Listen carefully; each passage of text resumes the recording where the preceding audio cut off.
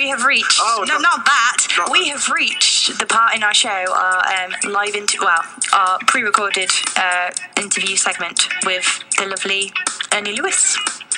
I'm happy to announce. I'm glad you said that, because in my head it was just saying Ernie Owls.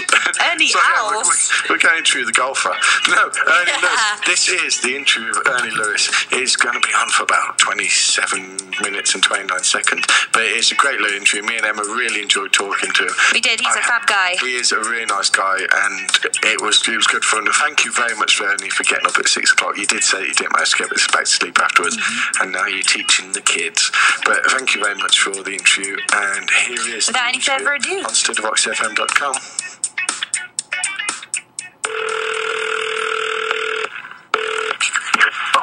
Oh, hello, is that Ernie Lewis? Yes. Hi there, it's Lee calling from StudyVoxFM.com. And Emma, hello. Hey. I told you I'd put my best. Hi, how are you guys doing? I'm good, yourself? I am doing great. Just getting around. And I know what it's like to be up at 6 o'clock this morning. Are you still there? Yeah, we're still here. We're not going to leave you, Ernie. Yeah, I can hear you. My daughter last night kept us up. She parked in a parking lot down south, and her car got towed away. Oh, no. So she's 20 years old, and she's freaking out on the phone, and so we were able to call and at least make connection, and between it all, she finally got her car back. But it's been a hectic evening. Yeah. Early morning, actually. Yeah. The 20-year-old females are always the worst. They always panic, don't they, Emma McGann? Yes, they do. How old are you, Emma McGann? I think Emma's 20. I am, indeed. It's when you get to the older stages of like the age of me that you actually realise. Well, luckily, I don't drive, so... You don't? No. You don't? No, you don't. But how are you in general? I'm doing great. And we're going to ask you some questions, just random questions. I'm going to let Emma ask the first question. Go for it, Emma. Okay. So, Ernie, you're a multi-instrumentalist. Is guitar your first instrument? Yes, actually it is. I started guitar when I was about 5 or 6, and I've added pretty much all stringed instruments to my world since then. Have you ever tried playing the harp? I actually have. I've worked in music stores, so I've bumped into some very interesting instruments in my life, including sitar and so forth. And yes, I have. But I pretty much just stick with guitar, banjo, bass, dobro, things like that. You got a dobro? Did you just say? Yes. Oh, cheers, Ernie. Thanks. I've always wanted a dobro. So not only got a lovely Gretsch guitar, which I'm in love with, you've also got a dobro. Yes, I do. You have to get a dobro. I just can't afford one. I've got a really nice resonator, but I can't afford a dobro. Lee looks green with envy right now. It's because I'm the Incredible Hulk. So we'll get a fund going. We're going to get you a dobro. USA for Lee. That'd be fantastic. Instead, we could get like all the blues musicians together and country musicians and write a song for Lee just to get him a dobro. Yeah. We'll put a cup out and maybe I can go in a corner for you. That'd be fantastic. So, Ernie, what started you off in music in the first place? My brother actually got me started playing music. I was envious of him. He had 10 years on me, and as a kid, I used to watch him play in the clubs. My dad was in the service, and he used to play in rhythm and blues bands, and I just always wanted to do that. And so he finally got my fingers down and pressed them down and showed me honky tonk, and then I just grew from there. Of course, that was in 1965, 66. So it's very, very similar to the Steve Ray and Jimmy Ray Vaughan story then? Say that again, Lee? It's very similar to the Jimmy Ray Vaughan teaching Stevie Ray Vaughan how to play guitar.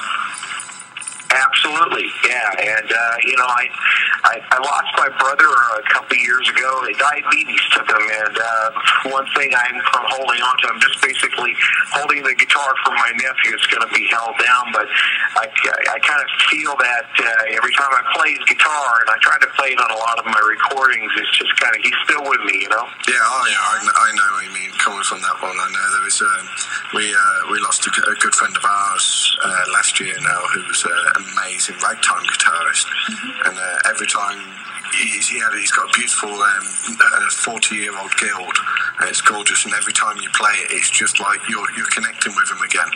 So I know exactly where you're coming from on that one.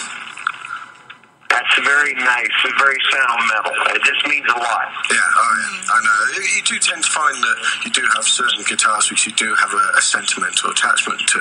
I know I have a Les Paul, which was my very first electric I ever got, and I know if I ever lost that, I'd be deeply devastated. So you do grow attached to your instruments at the same time. Yes, you do. They're an extension of who you are and what you do, and it's just they kind of become part of you as you develop. That's it. So, Emma, you can ask a nice question. I am indeed.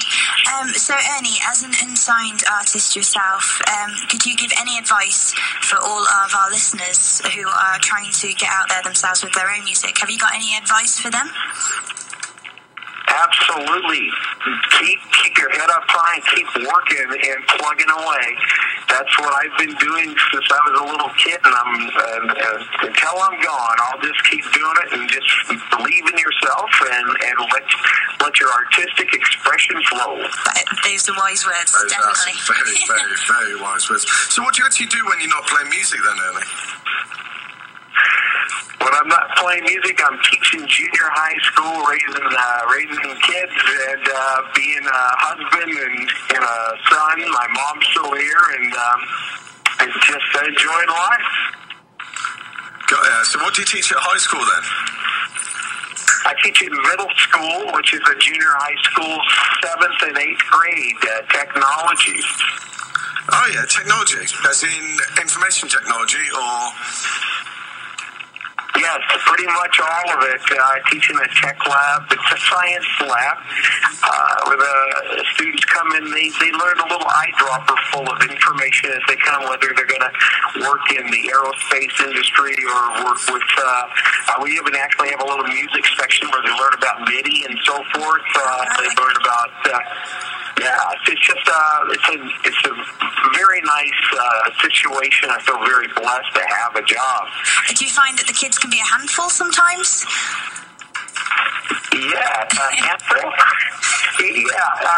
Junior high school age is interesting. I call it the testosterone and estrogen years. And they can be, but they're still kids and they're still reachable, and they need guidance and help, and that's what I do. Definitely. Oh, fantastic. Have you got any young talented musicians in any of your classes?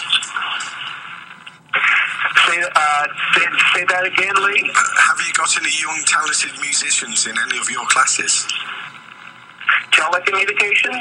No, any young talented musicians, guitarists, singers, songwriters. Oh, yes, talented musicians. I'm sorry. You know what? I've encountered some, and I work with our band. We have a great marching band. I work with our instructor, and I don't teach band directly, but I've encountered some really neat kids, whether they're singers or aspiring guitar players, and it's been neat because I'll play along at school. And the kids know, I'll usually play happy birthday to the kids if I know it's their birthday and so forth. And it's kind of, it's opened up a new door. Yeah, they don't see you just as some ogre ready to write them up for chewing gum, So, absolutely. I wish I had a teacher in school who would have played guitar for me. Actually, when I was in school, I went to go learn to play guitar, and there was 10 spaces, and 11 kids went for the spaces to play guitar. So you got told that I'd never be able to play guitar because I had no hand-to-eye coordination. So I'd love to go find that teacher now and say hello to him. Yeah, that's a good point. One thing about teachers, I think nobody should say anything and let people develop. I mean, the idea is, especially with kids, and by the time they get to me, they've been through school for a number of years, and if there's something that I can help turn them on with, it's what I do. And music's one of them, and if they want to follow that, I will encourage them, and I'll even sing along with them at school. In fact, probably embarrass them. It's always good. Me and Emma have been listening to our albums, which we are very grateful for, by the way. They are fantastic. We really enjoy them. And we've picked up probably our favourite songs on it. And I just want you to explain what they're all about. I mean, my favourite is the one which I quite regularly play on my blues show, which is I Could Not Be Without You. I believe that's from March.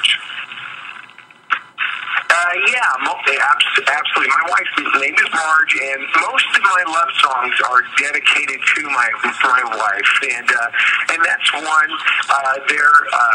I have experimented with other types of tunes and some pop songs too as well. But when it comes all down to it, I've really lucked out in life having a wife like I do. It was very supportive, and I just when I do write love songs, 98% of them go toward her. The other 2% are experimental, but I usually never use them. They were two about the mystery women. Yeah, the 2% are the mystery women. Don't tell her. Don't tell her that. We won't. Well, you must say hi to Marge for us as well. I sure will. She's actually still sleeping. We've been up all night, or actually all early morning, trying to help my daughter down south, and we did. But she's still in La La Land. Oh. Go wake up. We'll say hello to her. I don't fancy an angry lady coming all the way from California to kick my bum. Emma, what was your favourite song on the album? My favourite song on the album, Ernie, was the first one, She Moves Me, and I assume that's obviously about Marge as well. Yes, it is, and that's actually Marge's favorite song. I believe, and that one's doing pretty good. By the way, I really want to thank you guys. We really enjoy StudyVox, and we enjoy the concept behind StudyVox and what's being done with it. So we're very supportive of you guys, and feel very fortunate to be able to contact my new friends in Oxford. That's just wonderful. The internet just opened up the door for that. So we're very fortunate about that, but we very much support what you guys are doing. That's it. Thank you very much. We support what you do as well. I mean, the first time we actually heard your songs was, I think it was the first time me and Emma did the chart show. It was indeed. And we heard it, and we were sort of chatting, and we heard your song come on, just instantly both stopped talking and started listening. And sort of straight away, it's like, this guy's really good, and really, really enjoyed it. Then we actually searched through the site to actually find more of your songs, and then we started our campaign to get you to the Artist of the Month and get you to #1. We've managed to do both. We've got you to #1 and the Artist of the Month. So we're sort of quite chuffed to ourselves here. I hope that you're quite chuffed as well, being Artist of the Month and being at #1 last week as well. Well, that's cool. That's another thing. You guys blew me away with the Artist of the Month. I'm very excited about that. I feel very, very fortunate. The StudyVox community is full of some great artists, very, very unique and eclectic, and so I'm very proud to be part of that, and very, very happy that you guys picked me for that, and so happy we have crossed paths. You're very welcome, us too. Yeah, same here. We're looking forward to one day doing the show live from California. Yes. Live from Ernie's living room. We're booking our tickets now. Yeah, come on, we'll run a live feed. I'll take you guys to Buck Owens' Crystal Palace here and show you the Nashville West here in California. Then we'll take you to the beach or something. That sounds like perfection. I just want to go to the first blues bar and jump in and have a massive jam session. Yeah, there you go. Blues is very popular out here, so and you know what? We'll always fit in. I play in a blues band, by the way, too, at the junior high school. It's composed of teachers. We're called the Beardsley Bears Blues Brothers Band. bunch of teachers that play 3 or 4 chords, you know. Is that covers or your own songs? Yeah, the cover. Yeah, we play cover songs, but every now and then I'll just start singing it. Before you know it, I kind of write things on the go. So you give me the pattern. You are exactly the same as me. Lee has a tendency of doing exactly the same. I do it week in, week out. I think of 12 bar before I turn up, or think of a new little blues riff, then start playing it, and then just make the words up on stage. And sometimes the song lasts 2 minutes, sometimes it lasts 15 minutes. Depends how well it's going, but we pretty much did that when we recorded the album for my band, Homeless Notes. We got in, and I only actually knew the words for 3 of the songs, and the rest of them I made up whilst I was in there for the whole album, and then I had to learn the album, so I didn't get the words wrong. I tell you, it's the glory of blues. It is. I mean, we had... Lee, I think I saw you online in a Pokemon party or something. I wrote a song called the Pikachu Blues. Oh my goodness! I'll send it your way. Oh, you have to. You've got to get it on the website. Yeah, you know what? I'll upload it. I wrote it during the Pokemon craze for the kids at school. They were trading Pokemon cards left and right, and the Blues Brothers band at the school. I just started singing it. Next thing you know, this was at about 2000 or so. Next thing I know, it got on MP3.com, and mothers were writing. It was a trip. Mothers were writing. I just played your Pokemon Blues to my little boy before he went to bed. Thank you so much. Well, I think our next mission is to get the Pikachu Blues trending again. That's it. I mean, I'm fairly new to Pokemon. The only reason I came into Pokemon was because they all were going to a Pokemon party and said that I had to go. So I literally went out and bought a big tiger outfit. And it's actually a big tiger onesie. It's fantastically warm. And I went out and bought that, and then went straight to the party dressed as a tiger. And apparently I was one of the best dressed Pokemon there. I didn't even know what I was doing. You've also surprised some of our guests in the studio with your tiger onesie, haven't you? I have. I surprised our live guests the other week, and I surprised Kev the other week as well. You did, yeah. I do love my onesie. Well, we promise when we come over to California, Lee will be in his onesie once he's off the plane. Yeah, tell him to wear the tiger suit. I got a kick out of that, but that's funny. I'll upload that song. I still have it somewhere in this world. Oh, get on there, and we will get playing on this station with definite, because they're all. Because I know James is a massive Pokemon fan. I think Emma's a massive Pokemon fan. As soon as you said Pikachu Blues, literally Emma almost hit the ceiling with shears. My face lit up. I actually got a bit of sunburn from it. So yeah, the Pikachu Blues. I woke up this morning, no Pokemon on TV. Man, what's going on? Something's coming after me. I got the Pikachu Blues. I haven't sang it for about 11 years. I'm going to send it to you. You have to. Well, looking forward to that. And what we'll have to try and do is we'll have to try and arrange a massive intercontinental jam at some point where we all come together. Or I'll tell you which would be really good, would be if we all if we think of like a 12 band, we'll all write a different verse for it and then put it together. Based on Pokemon? Yeah, you know what? That's really possible these days. Lay down a rhythm track, and we can actually trade stuff off, even if it just means recording it. I've done distant recordings with friends here in the States. We should try that, Lee. Definitely. Definitely. It'd be great fun. Do you, when I was talking on the show last week, when Emma wasn't here, I noticed, is it Cassandra kept messaging about leave Ernie alone, he's ours. Do you know Cassandra as well, or? Yeah, Cassandra, yeah, she's, I met her too on StudyVox, and I wrote her, I saw her on the chart. I said, Cassandra, are you on a chart? She goes, no way, and that was the week before that I wrote. I saw her again. I heard you guys talk about her, and so next thing you know, we're talking, and she said something about, you said I need to teach her how to play guitar.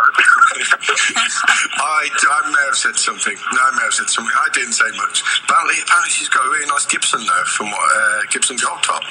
from what she was saying. Yeah, I got that, and she's down. She lives. According to her profile, she lives in Hollywood, so she's a couple hours from me. Oh, is she a couple hours away? So where California is that on the East Coast? Is it? No, it's the West Coast. West Coast. Yeah. So how far? West Coast, yeah. So when we come over, how far do I have to go to get to Chicago to discover the real blues? It's going to be quite an airplane ride. Oh, it's an airplane ride. California, we'll stay on the plane for, I don't know, 5 hours or so. Chicago's more east, I think. Why is America so big? I can drive from one side of England to the other in less than a day. You can. Yeah, it'd be a long drive. And there's a lot of open space, Lee. A lot. That's not good. Actually, I suppose it would be good because there's not much of a blues scene in the UK at the moment. There's a little bit down London way, but the rest of the UK, there's not much of a blues scene. But I hear in America that the blues scene's quite big throughout the whole of America. Oh, yeah. Absolutely. It's one thing what's neat about the blues world is very open for guys to get together and jam. If you're playing for a while, and next thing you know, whether you're playing a 12 or 16 bar blues, you can pretty much join in. It's great too, just even with the young kids as they're learning guitar. It's if you look back even at the history of rock and roll, the blues and stuff, to pretty much develop. I believe you got in England you had the skiffle back then during those days. We did, yeah. And so it's very, very historic, very historical, historic music in that sense, and it's just opened up for the people. That's exactly right. That's exactly right. Ernie, we're going to ask you a few more questions, then we're going to leave you to go either back to bed or get to work. I got to get to work. My next question is, what's coming in the future for Mr. Ernie Lewis? Well, I plan on making music, and I'm actually working on my third album. I've released 2 albums within since December of 2010. I have released an album called Whisper, and then I released in around February of 2011 came out Listen. Which is the album we have. Yes, and so I'm working on my third album. In 1999 and 2000, when MP3.com first hit the internet, I jumped on them and I released a couple small albums through them, and they pressed them and so forth. But I never really gave it as much emphasis as I am now. I've branched out from playing in the bands or being part of a band. I can more or less concentrate on me as a solo artist. And so I'm just going to continue doing that and see where it leads. So far, it's led me to some really neat experiences, and one of them is happening right now. So if anything, if nothing ever pays off monetarily out of this, at least I'm making some new friends and enjoying life. And you're having fun on the way. It's always good to have fun. Just a quick one, Ernie. The Martin on the front cover of Listen. What year is that? Oh, the cover of Listen? Yeah, the Martin guitar you're playing. Oh, the Martin guitar. Yeah, that's my Martin guitar. Actually, that Martin guitar is another guitar that's very dear to me. My nephew Patrick ended up purchasing that guitar for me when my brother died in 2009. He got a Santa Cruz, and then he bought me that Martin in memory of my brother. So it is it's an HD 28 vintage. Yeah, it does look beautiful. It's just a beautiful guitar. And so that's another representation of my brother. I guess if I look at it, a lot of the whole music sense started with my brother, and it's continuing on now with instruments and beating, and that's what that is. That's Martin guitar. That's a lovely story, I believe Emma's got one more question for you. I do have one final question, Ernie. So musically, who is your biggest influence, and does this come through in your own music? Wow.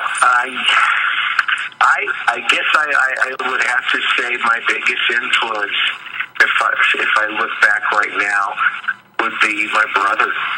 Mm-hmm. He's just continuing. I think he's living on with me because he got me going. But that doesn't mean I didn't listen to so many different artists, and I'm glad I did. But I think the guy that was the biggest influence for me was my brother, 10 years older than me, and a rhythm and blues player.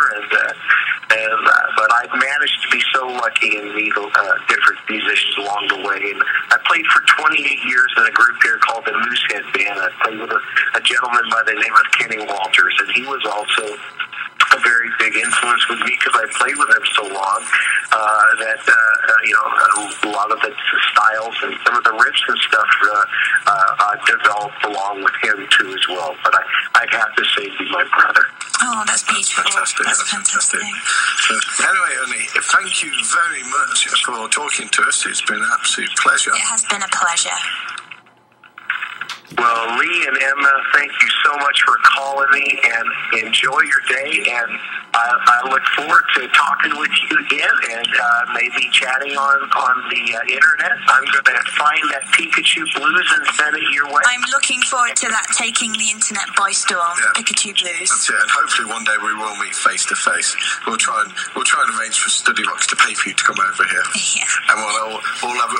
Actually, no, we'll pay for StudyVox to send us over there, because that way we'll be sunnier. It will be sunnier. Yeah, yes. we can go to California. It'll be fantastic. Yeah. We'll think of some reason to get me over there. just tell Marge you're taking us somewhere romantic.